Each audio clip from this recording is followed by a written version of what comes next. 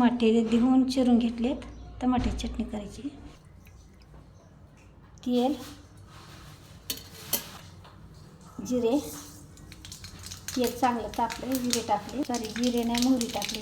आता जिरे टाकले, लसूण, कांदा, टमाटे चिरलेले टाकले.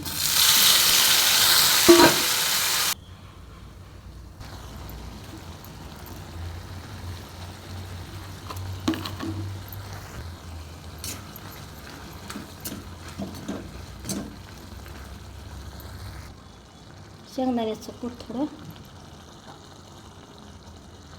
मिक्स करून घ्या सगळं.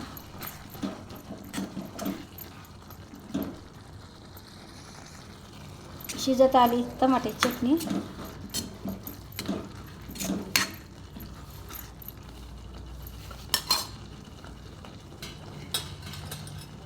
कोथिंबीर टाकून घेऊ याच्यात चटणीमध्ये.